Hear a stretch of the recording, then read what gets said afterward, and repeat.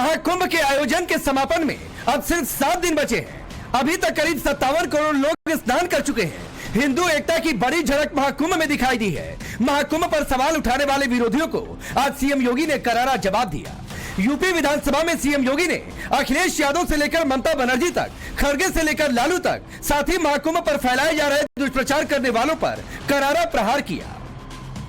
नेपाल का वीडियो महाकुंभ के साथ, झारखंड की किसी घटना को महाकुंभ के साथ, या देश के अंदर के किसी अन्य दुर्घटना को जूसी के साथ जोड़ करके दुष्प्रचार करके अफवाह फैलाने का जो कार्य हो रहा था, कौन लोग थे? और इसीलिए मैं कहना चाहूंगा कि बड़ा हसीन है इनकी जवान का जादू। लगा के आग बहारों की बात करते हैं। जिन्होंने रात में चुन चुन के बस्तियों को लूटा, वही नसीबों के मारों की बात करते हैं। सीएम योगी ने सबसे पहले समाजवादी पार्टी पर हमला बोला, अखिलेश के बयान गिरवाए, सपा के सोशल मीडिया हैंडल का जिक्र किया, अखिलेश यादव के अकबर के किले वाले बयान पर भी पलटवार किया। आपके बारे में मान्यता भी है कि आज के समाजवादियों के बारे में, तो जिस थाली में खाते हैं उसमें छेद करके फिर जाते हैं। और ये जो आप लोगों के बारे में मान्यता है, उसी के बारे में मैं आपसे कहना चाहूंगा। पहले दिन से ये चर्चा, पहले दिन से ये अफवाह और इस प्रकार का दुष्प्रचार आपके द्वारा निरंतर होता रहा। लगातार अगर समाजवादी पार्टी के सोशल मीडिया हैंडल को देखें, वो आपके संस्कारों के अनुसार भाषा का प्रयोग भी करते हैं, और जिस प्रकार की भाषा का उसमें प्रयोग किया जाता है, मुझे लगता है किसी भी सभ्य सोसाइटी के लिए वो भाषा कभी शोभा नहीं देगी। आप लोगों के अपने संस्कार हो सकते हैं, आप लोगों का अपना व्यवहार हो सकता है। आपके अध्यक्ष ने कहा कि हम मांग करते हैं कि अकबर का किला, जो बिल्कुल संगम नोच पर वहां जो वट वृक्ष है, उसकी पूजा करते हैं। सरस्वती नदी भी वहीं से निकलती है। आप देखिए, यानी अक्षय वट का नाम भी उनको नहीं मालूम। सरस्वती कूप को सरस्वती नदी कहते हैं। ये आपका जनरल नॉलेज है।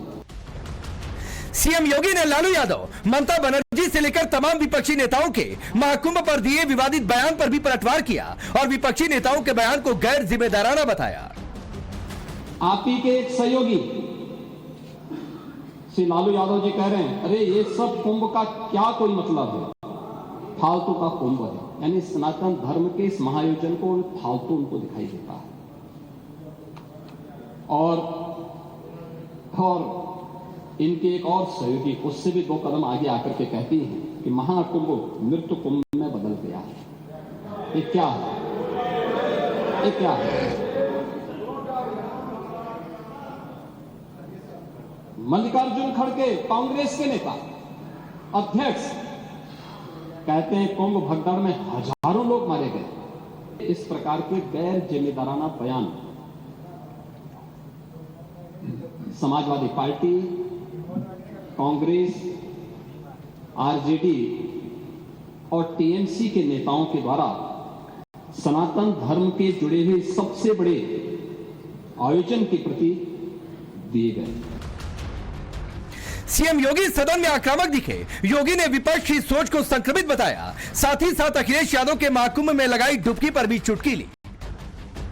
आपकी प्रवृत्ति है, क्योंकि हम लोग इस बात को मानते हैं कि संक्रमित व्यक्ति का उपचार हो सकता है, संक्रमित सोच का उपचार नहीं हो सकता। उसका कोई उपचार नहीं, वो अपने आप ही टूटता रहेगा। और इसलिए इस महान आयोजन को करने का अवसर हमारी सरकार को प्राप्त हो। और मेरा यह मानना है कि महान कार्य को 3 अवस्थाओं से गुजरना पड़ता है। याद रखना, उपहास से, विरोध से और अंततः स्वीकृति से। और स्वीकृति का इससे बड़ा प्रमाण क्या हो सकता है कि समाजवादी पार्टी के राष्ट्रीय अध्यक्ष भी, जो शुरू से विरोध कर रहे थे, अंततः चुपचाप जाकर के डुबकी लगाए। योगी आदित्यनाथ ने विपक्ष को सनातन का पाठ पढ़ाया और कहा कि अगर सनातन का सम्मान करना अपराध है तो उनकी सरकार इस अपराध को करती रहेगी। महोदय, मैं ये जानना चाहता हूं कि